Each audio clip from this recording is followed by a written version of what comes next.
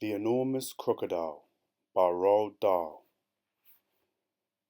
In the biggest, brownest, muddiest river in Africa, two crocodiles lay with their heads just above the water. One of the crocodiles was enormous, the other was not so big. "Do you know what I would like for my lunch today?" the enormous crocodile asked.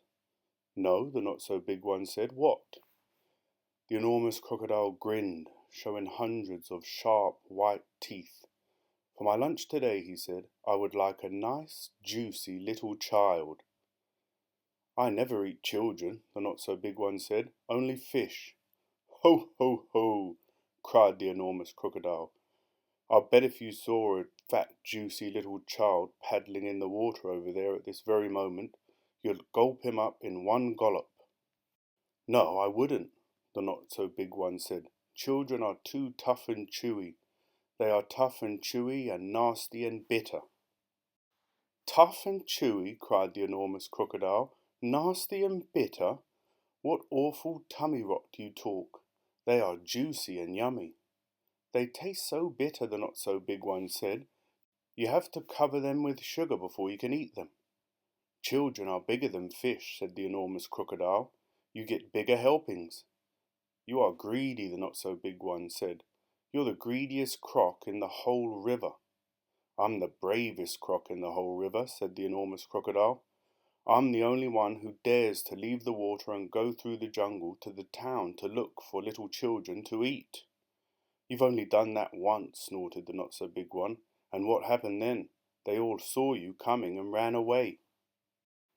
"Ah, but today when I go, they won't see me at all," said the enormous crocodile. "Of course they'll see you," the not-so-big one said. "You're so enormous and ugly, they'll see you from miles away." The enormous crocodile grinned again, and his terrible sharp teeth sparkled like knives in the sun. "Nobody will see me," he said, "because this time I've thought up secret plans and clever tricks."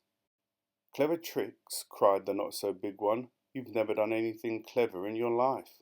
You're the stupidest croc in the whole river." "I'm the cleverest croc in the whole river," the enormous crocodile answered. "For my lunch today I shall feast upon a fat, juicy little child while you lie here in the river feeling hungry. Goodbye." The enormous crocodile swam to the side of the river and crawled out of the water. A gigantic creature was standing in the slimy, oozy mud on the riverbank. It was Humpy Rumpy, the hippopotamus. "Hello, hello," said Humpy Rumpy. "Where on earth are you off to at this time of day?" "I have secret plans and clever tricks," said the crocodile. "Oh dear," said Humpy Rumpy. "I'll bet you're going to do something horrid." The enormous crocodile grinned at Humpy Rumpy and said, "I'm going to fill my hungry empty tummy with something yummy, yummy, yummy, yummy." "What's so yummy?" asked Humpy Rumpy. "Try to guess," said the crocodile. "It's something that walks on two legs." "You don't mean," said Humpy Rumpy, "you don't really mean you're going to eat a little child?" "Of course I am," said the crocodile. "Oh, you horrid, greedy, grumptious brute," cried Humpy Rumpy.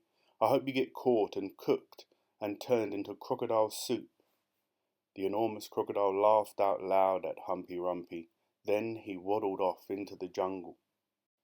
Inside the jungle he met Chunky the elephant. Chunky was nibbling leaves from the top of a tall tree, and he didn't notice the crocodile at first. So the crocodile bit him on the leg. "Ow!" said Chunky in his big, deep voice.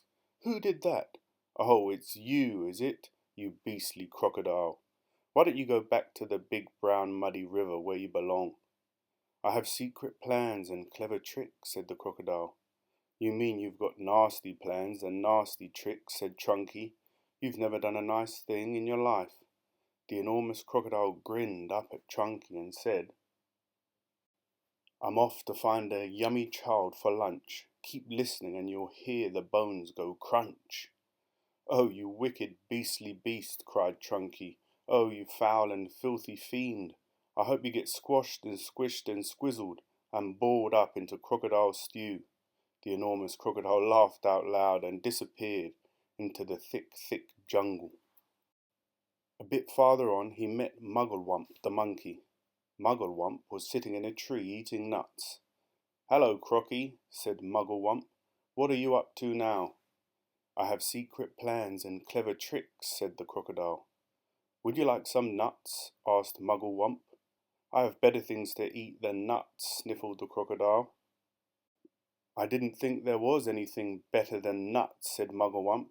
"Aha," said the enormous crocodile, "the sort of things that I'm going to eat have fingers, toenails, arms and legs and feet." Mugglewump went pale and began to shake all over. "You aren't really going to gobble up a little child, are you?" he said. "Of course I am," said the crocodile. "Cloves and all, they taste better with the cloves on." "Oh, you horrid hoggish croc," said Mugglewump. "You slimy creepy creature. I hope the buttons and buckles all stick in your throat and choke you to death." The crocodile grinned up at Mugglewump and said, "I eat monkeys too," and quick as a flash, with one bite of his huge jaws, he bit through the tree that Mugglewump was sitting in, and down it came. But just in time Mugglewump jumped into the next tree and swung away through the branches. A bit further on the enormous crocodile met the roly-poly bird. The roly-poly bird was building a nest in an orange tree. "Hello there, enormous crocodile," sang the roly-poly bird. "We don't often see you up here in the jungle." "Ah," said the crocodile, "I have secret plans and clever tricks. I hope it's not something nasty," sang the roly-poly bird. "Nasty?" cried the crocodile. "Of course it's not nasty. It's delicious. It's luscious, it's super, it's muscious, it's duper, it's better than rotten old fish. You mash it and munch it, you chew it and crunch it. It's lovely to hear it go squish." "It must be berries," sang the roly-poly bird. "Berries are my favourite food in the world. Is it raspberries, perhaps, or could it be strawberries?" The enormous crocodile laughed so much his teeth rattled together like pennies in a piggy bank. "Crocodiles don't eat berries," he said. "We eat little boys and girls, and sometimes we eat roly-poly birds as well." Very quickly the crocodile reached up and snapped his jaws at the roly-poly bird. He just missed the bird, but he managed to catch hold of the long beautiful feathers in its tail. The roly-poly bird gave a shriek of terror and shot straight up into the air, leaving its tail feathers behind in the enormous crocodile's mouth. At last the enormous crocodile came out of the other side of the jungle into the sunshine. He could see the town not far away. "Ho, ho," he said, talking aloud to himself. "Ha, ha! That walk through the jungle has made me hungrier than ever. One child isn't going to be nearly enough for me today. I won't be full up until I've eaten at least 3 juicy little children." He started to creep forward toward the town. The enormous crocodile crept over to a place where there were a lot of coconut trees. He knew that children from the town often came here looking for coconuts. The trees were too tall for them to climb, but there were always some coconuts on the ground that had fallen down. The enormous crocodile quickly collected all the coconuts that were lying on the ground. He also gathered together several fallen branches. "Now for clever trick number 1, he whispered to himself. "It won't be long before I am eating the first part of my lunch."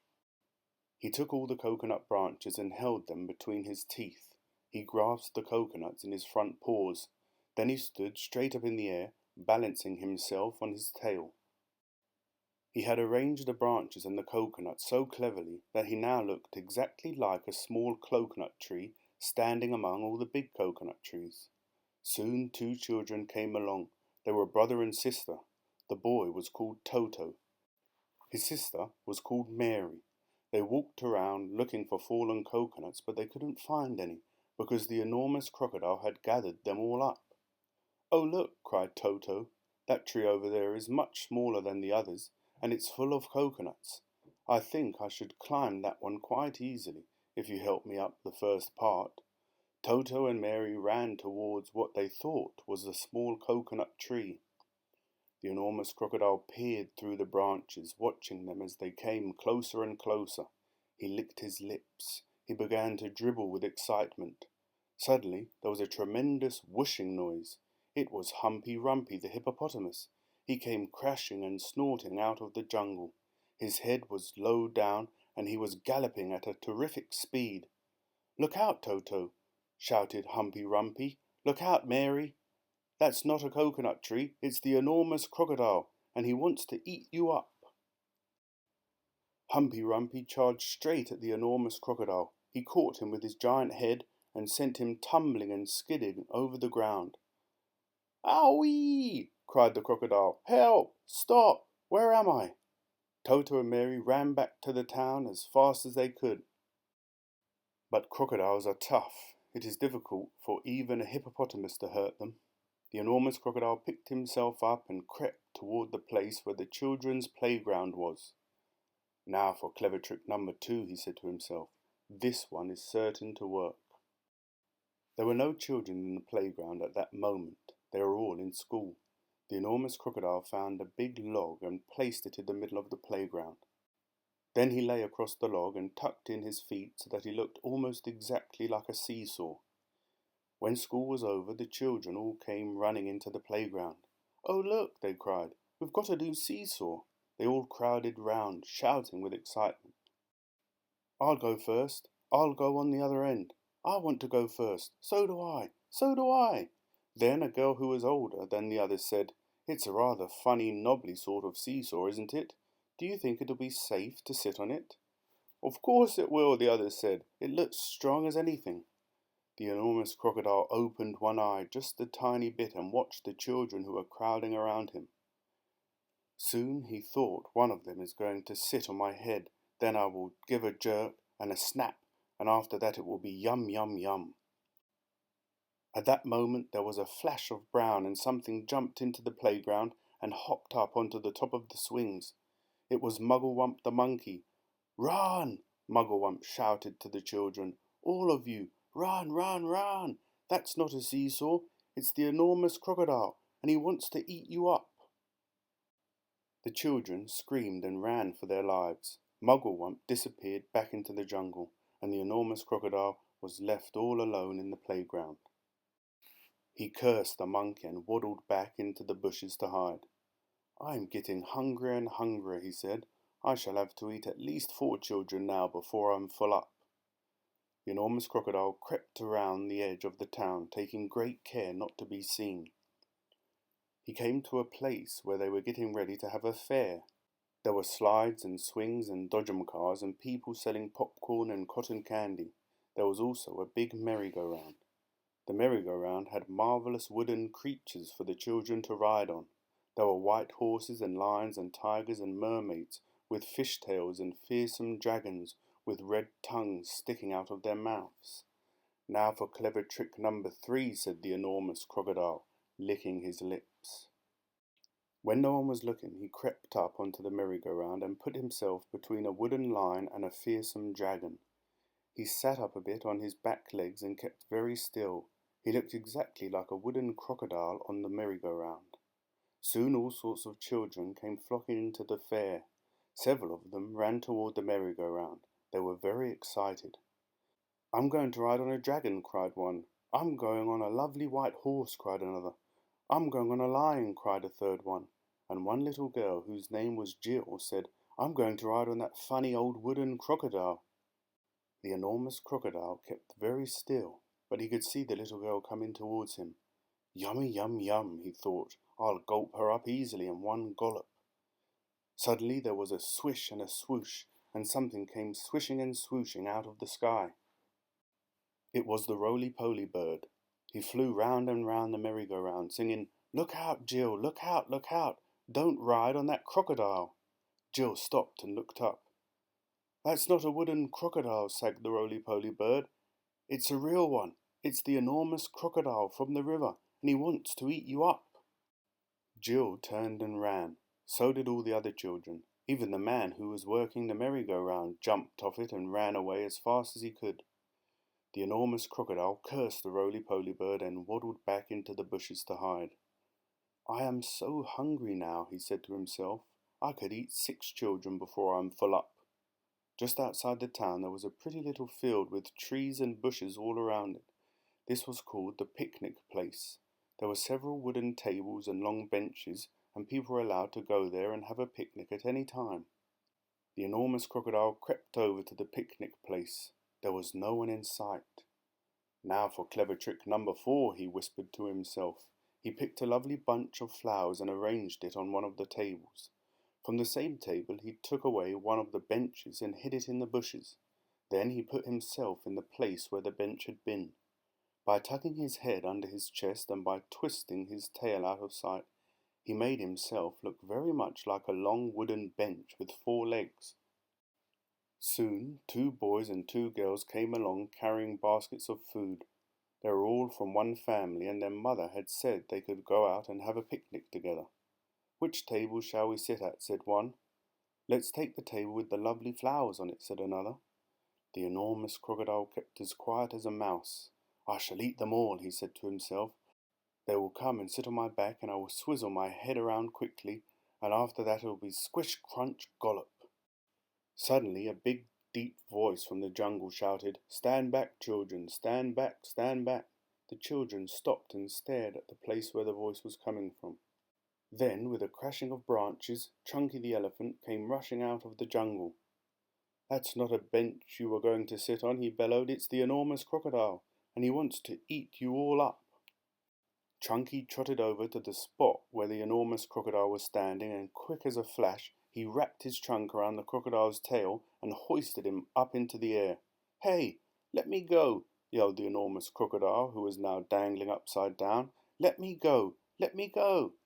"No," Chunky said, "I will not let you go. We've all had quite enough of your clever tricks." Chunky began to swing the crocodile round and round in the air. At first he swung him slowly. Then he swung him faster, and faster, and faster, and faster still. Soon the enormous crocodile was just a blurry circle going round and round Chunky's head. Suddenly Chunky let go of the crocodile's tail, and the crocodile went shooting high up into the sky like a huge green rocket. Up and up he went, higher and higher, faster and faster. He was going so fast and so high that soon the earth was just a tiny dot miles below. He whizzed on and on. He whizzed far into space. He whizzed past the moon. He whizzed past the stars and planets, until at last, with a tremendous bang, the enormous crocodile crashed headfirst into the hot, hot sun, and he was sizzled up like a sausage. The end.